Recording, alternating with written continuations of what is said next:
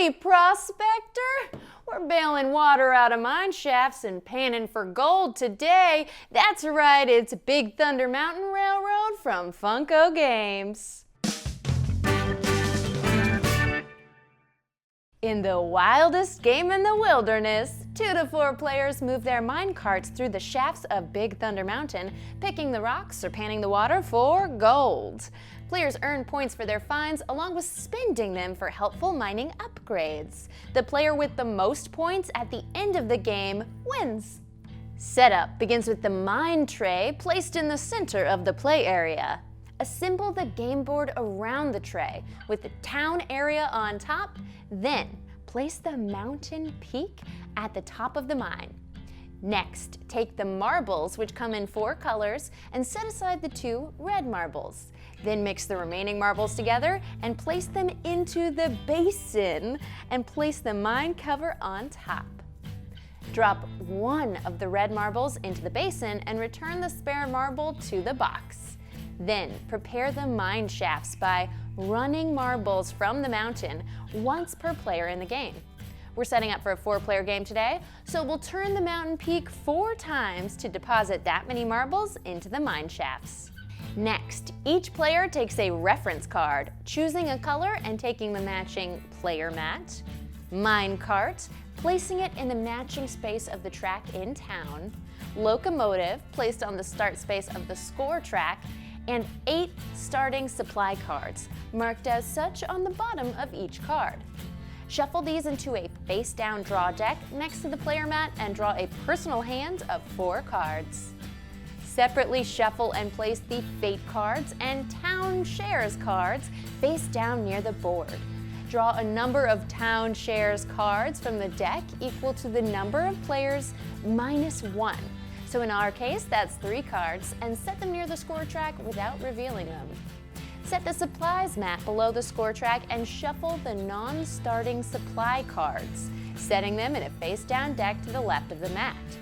Then draw and reveal 3 cards, placing them face up on the mat to form the market. Create a supply of town tokens nearby. Finally, separate the upgrade tiles by type and place them in 6 face-up stacks near the board. The number of tiles in each pile should equal 1 less than the number of players. Return any extra tiles to the box.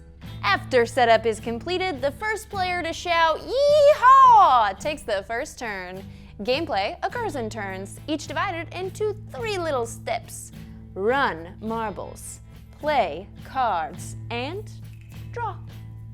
First up, in the Run Marbles step, the active player runs 3 marbles, turning the mountain to distribute them into the mine shafts. There are 4 types of marbles: water, gold nuggets, raw ore, and fate. We'll go into the details for each of these shortly. Next, in the Play Cards step, the active player may play any number of cards from their hand, 1 at a time. Each card has an action or actions which the player may take, then places the card in their discard pile to the right of their mat. Let's take a look at some of these actions, eh? Move. This action allows the player to move their minecart clockwise around the board up to a number of spaces shown on the card. There are 2 types of spaces on the track: mine shafts and town spaces. Players only use their own town space when moving, ignoring the other town spaces of their opponents. When moving, players count the spaces, including those mine shafts occupied by other players' carts. If their final destination space is occupied by another cart, that cart is bumped forward to the next space. If another cart is already there as well, it's also bumped, and so on. Remember, this doesn't apply in town. Players only move and use their own town spaces. Pick for gold. The player may take 1 gold nugget or 1 raw ore from their mine shaft, placing it into their mine cart. Notably, this action cannot be taken if a water marble is in that mine shaft. When you return to town, each gold nugget is worth 2 points or 2 town tokens, while each raw ore is worth 1 point or 1 town token. Pan for gold is the same as pick for gold, but it can only be used if there is water in the mine shaft. Note that mine carts can hold up to 4 gold, either in raw ore or gold nugget form. If their cart is full, a player cannot take the pick or pan actions. Bail water allows the player to remove one water from their mine shaft, returning it to the basin. They then take one town token from the supply and place it on their mat. Players can only have 5 town tokens at one time. These tokens can be used to buy things in town. More on how that works in just a sec.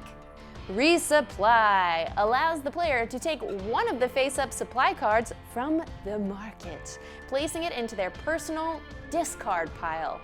They then refill the empty space with a card from the supply deck. Crosscut Tunnel allows the player to run one marble from the mountain.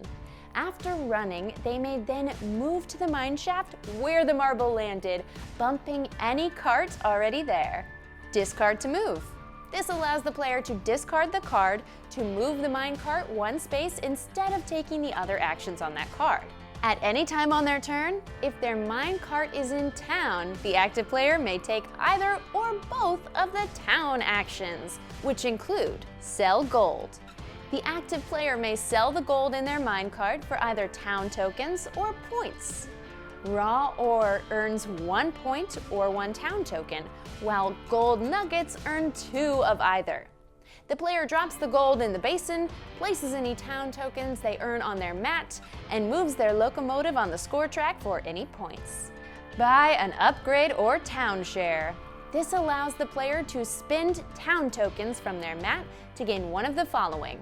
An upgrade, which goes on an empty square of their mat and provides an ongoing benefit to the player's mining operations. A player cannot have 2 of the same upgrade and they max out at 3 upgrades, although they may exchange for new ones.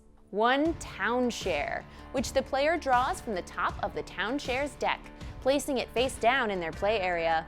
The player may look at the card, which provides points at the end of the game. Lastly, after the player has played all the cards they want that turn, they may choose to keep or discard cards left in their hand. They then draw back up to 4 cards, unless they have the upgrade that lets them draw up to 5. Whenever a player's draw deck is emptied, they shuffle their discard to form a new draw deck, shuffling in any new cards they gained with the resupply action, and thus increasing the power of their turns. When a fate marble is rolled from the mountain, finish running any remaining marbles, then flip the top fate card from the deck. Uh-oh, a landslide! After completing the directions on the card, drop the fate marble back into the basin.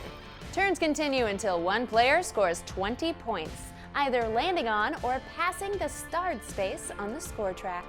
They then immediately earn the ability to peek at the face-down town shares next to the score track, keeping 1 for themselves and returning the rest. After that player completes their turn, each other player takes 1 more turn, and then the game is over. On their last turn, if players reach the 20 space, they may also take a face-down town share if it's available. Players then calculate their final score by selling any gold still in their minecart for half the normal point value rounded down, and revealing and scoring their town share cards. The player with the highest score wins! In the case of a tie, the player with the most town tokens wins. And that's the basics of Big Thunder Mountain Railroad.